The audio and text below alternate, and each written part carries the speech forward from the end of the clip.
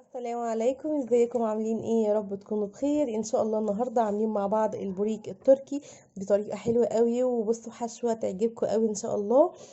طريقته بسيطه وسهله وطعمه ان شاء الله هيعجبكم قوي. تعالوا نروح نشوف عاملين الجمال دوت ازاي بطريقه سهله وبسيطه. تعالوا نروح نشوف مع بعض. تعالوا بقى هنبدأ نعمل مع بعض اللحمة المفرومة اللي احنا هنعمل بيها البوريك. عندي هنا طاسة حطيت فيها معلقة سمنة صغيرة، وهبتدي احط بصلاية متوسطة اشوحها بس تشويحة صغيرة.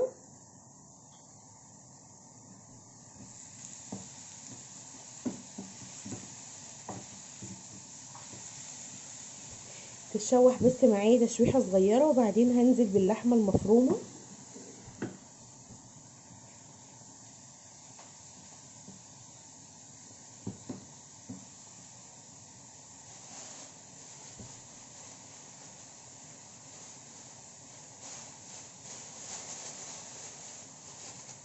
هحط بقى اللحمة المفرومة بتاعتي.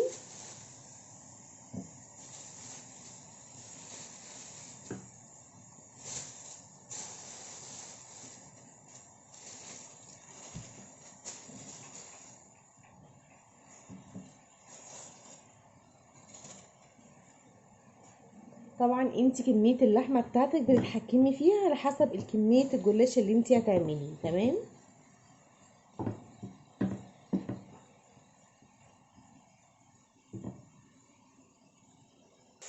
هبتدي بقى احط الملح والفلفل بتوعي.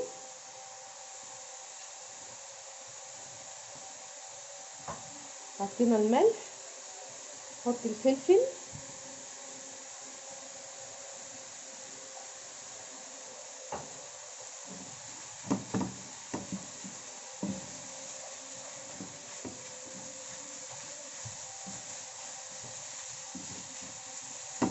هقلبها بقى دقيقتين كده كمان لحد ما تتشوح معايا كويس قوي واطفي عليه. تمام.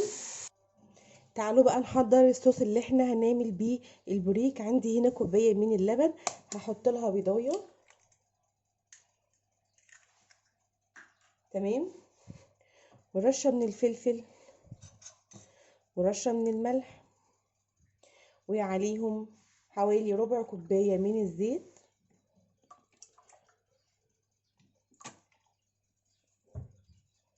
وكمان هنحط ربع كوبايه من السمنه. تمام. هقلب بقى كل المكونات دي كده مع بعضها.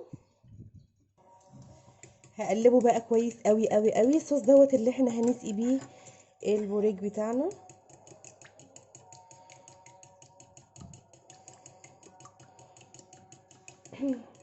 اهم حاجه نقلبه كويس قوي، نحاول كل المكونات تمتزج مع بعضها اهوت.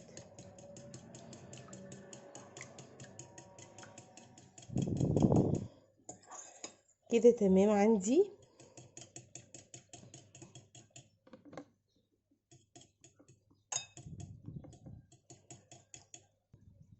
بصوا بقى، جبت الجلاش بتاعي اللي انا هستخدمه، وجبت القالب البايركس بتاعي، دهنته معلقه سمنه من تحت وبالفرشه كده عملته. تمام. هركنه بقى دوت على جنب.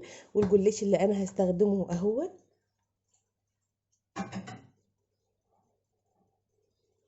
وادي اللحمه المفرومه بتاعتنا. بصوا بقى، حطيت اول ورقه من الطبقه معايا، اول طبقه من الجلاش تحت اهوت. هبتدي بقى الصوص اللي انا عملته معاكم دوت، هبتدي بس اديله تقليبه صغيره كده بالفرشه، وهبتدي ان انا ادهن دهنه بسيطه كده.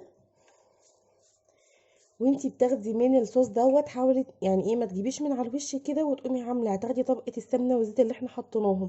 لا، بتقلبي كده تقليبه بسيطه كل مره وانتي بتعملي، علشان تاخدي اللبن والبيض من تحت، ما تاخديش السمنه اللي من فوق دي. فانتي بتقومي نازله لتحت كده وطالعه. تمام. وندهن دهنه خفيفه، ما تغرقيش معاكي عشان ورقه الجلاش ما تتهريش منك وانتي بتلفيها. احط تاني طبقه.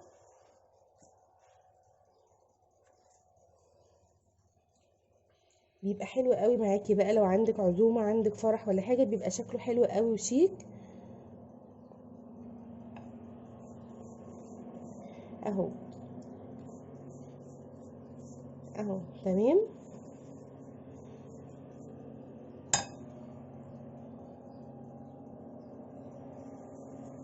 وديت اخر واحده. ما تعملهوش بطبقتين اتنين بس، هيبقى معاكي خفيف قوي وهيبقى ناشف. اما 3 طبقات حلو قوي. انا جربته مره قبل كده بطبقتين، ما كانش حلو خالص. كانت طبقه الجلاش خفيفه قوي على اللحمه، وقرمشت كده ما عجبتنيش. 3 طبقات دي انسب حاجه. تمام. هنجيب بقى اللحمه، هبتدي بقى احطها كده،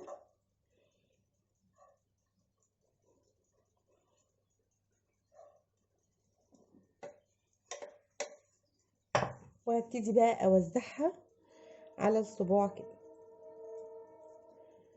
تمام.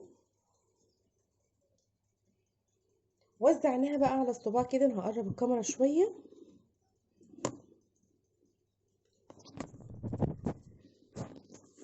عشان تبقوا شايفين اللفه كويس. هبتدي بقى اجيب كده. تمام. وهلف بقى. ما تضغطيش تتكي عليه وانتي بتضغطي، لا، على العايم وانتي ماشيه بتلفي، علشان الصباع ما يبقاش مكتوم من جوه. بصوا على العايم. تمام اهو. تمام كده اهو. تمام. هجيب بقى البايركس اللي عندي وهبتدي ان انا احط الصوابع دي فيه من غير ما اقطعها، او هتحطيها سليمه كده زي ما احنا عملناها في القالب بتاعي.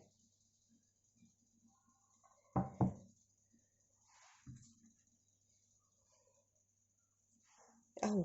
تمام. نعمل كمان واحد مع بعض.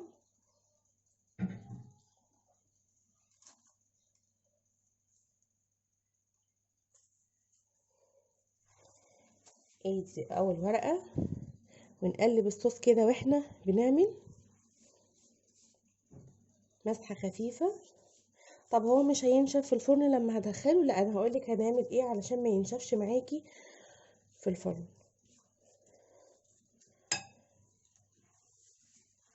ادي تاني طبقة. على فكرة ممكن نحشيه بحشوات كتيرة قوي. ممكن تعملي له بالفراخ، بالفلفل، بالبصل، زي الشاورما كده وتحشي. ممكن بالجبن والزيتون والفلفل، اي حشوة بقى انتي بتحبيها. ممكن بالخضار، زي ما انتي ما تحبي تحشي احشي، مش شرط يعني باللحمة. تمام. حاول بس افرد كده.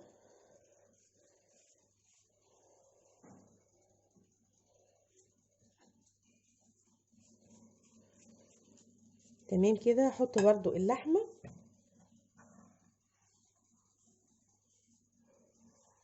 سمك الصوابع انتي برضو بتتحكمي فيها من خلال الحشوة بتاعتك. يعني انتي عايزة الصباع تخين، عايزة الحشوة كتيرة قليلة، انتي بقى دي بترجع ليكي انتي. بس هشيل شوية عشان ايه، حاسة كتير اوي. تمام كده. هبتدي بقى اقفل اهو، من غير ما بنتك عليه، على العين كده خالص. تمام كده. هحطه برضو في القالب البايركس. هخلص بقى كل الكمية اللي انا عايزة اعملها بالنظام دوت وارجع لكم تاني. بصوا بقى، انا خلصت اهوت الكميه بتاعتي زي ما انتم شايفين كده. هبتدي بقى ان انا اقطع تقطيع الصوابع دوت على حسب ما انت عايزه، الصباع طويل كبير صغير زي ما انت عايزه. فانا هنا مثلا بعمل تقريبا ان انا هعمل كده. يعني هعمل الصوابع يعني الطول بتاعه على 3 صوابع. تمام. هنسمي الله ونقول بسم الله ونبتدي نقطع كده.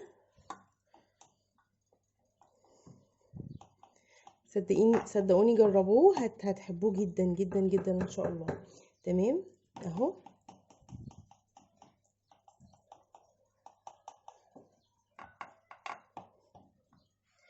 تمام كده. عندي هنا حاطه واحد بالعرض كده عشان المكان. هبتدي برضو هعمله على صباعين اتنين. تمام. طيب الخطوه اللي بعد كده ايه؟ انا اهو خلصت الكميه بتاعتي. الصوص بتاعي دوت بقى اللي انا كنت عاملاه، هبتدي بقى انزل بيه كده على الوش من فوق بالراحه كده. مش هغرق قوي طبعا، يعني هحط لحد ما احس ان انا ايه، سقيته كويس. اهوت. دي بقى الخطوه ديت ما بتخليهوش ان هو ينشف معاكي يبقى عامل زي الجلاش الحلو، لا بيطلع لك زي الجلاش اللي احنا بناكله العادي اللي هو بلحمه مفرومه اللي احنا بنعمله. تمام كده. طيب انا بحب ابقي يعني حبه صغيرين كده زي ما انتم شايفين. كل ما بحطه في الفرن بتاعي كل شويه بحب اطلعه ادهنه من فوق كده دهنه خفيفه، علشان اضمن ان الصباع بتاعي يفضل طري معايا لحد ما يخرج من الفرن. تمام. دلوقتي اهم خطوه ان احنا لازم نسيبه كده في التتبيله اللي احنا حطيناها دي او في الصوص اللي احنا عملناه دوت بتاع نص ساعه كده على جنب. هلفه بستريتش كويس قوي او بكيس تلاجة من فوق وحطيه في التلاجة يرتاح شويه كده، وايه ونشوف بقى هنسويه ازاي ونعمل ايه مع بعض. بصوا بقى زي ما انتم شايفين سبتها نص ساعه في التلاجة اهوت. تلاحظوا حتى ان الصوابع نفشت معاكي كده شويه، ما بقاش فيها غير صوص حبه صغيرين خالص.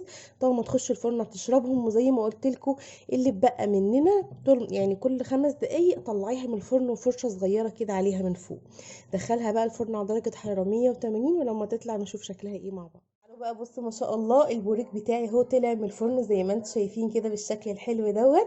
تعالوا بقى كده ايه نشيل واحد كده ونشوف من جوه عامل ايه. بصوا ما شاء الله عامل ازاي، التسوية بتاعته حلوة قوي وشكله حلو قوي، طريقته سهلة وبسيطة.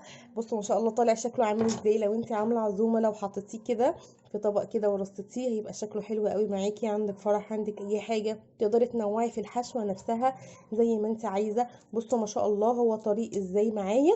زي ما قلت لكم كان كل 5 دقايق بطلع ادي فرشة كده من على الوش واقوم مدخلاه تاني. تمام.